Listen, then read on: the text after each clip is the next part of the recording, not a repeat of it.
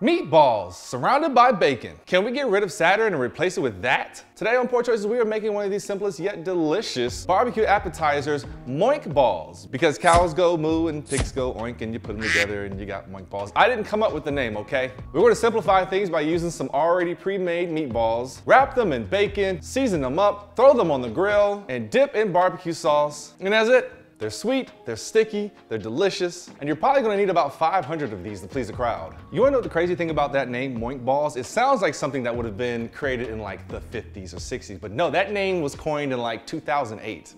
Starting out, we need some meatballs. Now, for the purposes of showing how easy this can be, I'm using frozen, already cooked Homestyle meatballs you'd find in the freezer section at your grocery store. By all means, you can make your own meatballs, but if you're doing this for a lot of people, getting the frozen kind will help speed up some of this process. I let these partially thaw out in the refrigerator, enough to be able to pierce easily with a toothpick, because these are going to sit on the smoker for about an hour and a half. Take each meatball and wrap half a piece of classic cut bacon. Don't do the thick kind as it won't crisp up in time. Wrap each half piece around and secure with a toothpick and then place on a greased cooling rack. This makes transporting the meatballs much easier, and also that cooking spray will keep the parts of bacon from sticking. And you don't have to soak these toothpicks since we're cooking these at such a low temperature today. Once you got all the meatballs you can wrap secured, I'm hitting them with this Kosmos Honey Chipotle Killer Bee Rub. I want to bring out some sweet and some heat in this dish. Don't worry, this isn't super hot, but that Chipotle is going to give us some amazing flavor. Feel free to use any type of barbecue rub you'd like and play around with the flavor profiles. Once I've got all sides of these coated good, I'm going to fire up my grill to 275 degrees and place the meatballs on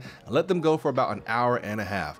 Really just long enough for that bacon to cook through and crisp up, because remember, the meatballs are already cooked. We're just warming those up. Also, long enough to enjoy today's Poor Choice, which is the Voodoo Ranger Red Fall IPA. A cold one on a hot day when you're cooking up some Moink balls is definitely the way to go.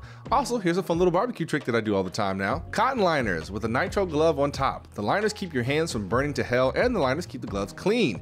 It's a great way for keeping dexterity while working with the barbecue versus using those big clunky gloves like this. I mean, these are great, but I love just being able to just use my fingers the way that they're meant to be used. Once the hour and a half was up, I took each meatball and dunked them into barbecue sauce. I used a kind of I'll call it neutral barbecue sauce, meaning like not too sweet or not too hot, since really the honey chipotle rub was doing most of the work for me, but I did want to make sure I had a good quality barbecue sauce. Place each meatball back onto the smoker for about another 10 minutes or so, really just long enough for that sauce to set onto the outside of the meatballs, and that's it. This is Moink balls. See, I told you how easy this was. And I'm telling you, these are going to go fast, so do not be afraid to make a lot. Hey everybody, this is Poor Choices Kitchen. We have a Patreon, which is linked down in the description. $1 a month is all we ask for. It helps pay for these recipes and these here inflated times. And hey, if you have some barbecue rub suggestions, drop those in the comments, because I am a fan of barbecue rubs. And while you all know I buy a lot of Cattleman's Grill, which is amazing, I wouldn't mind expanding my palette and seeing what else is out there. So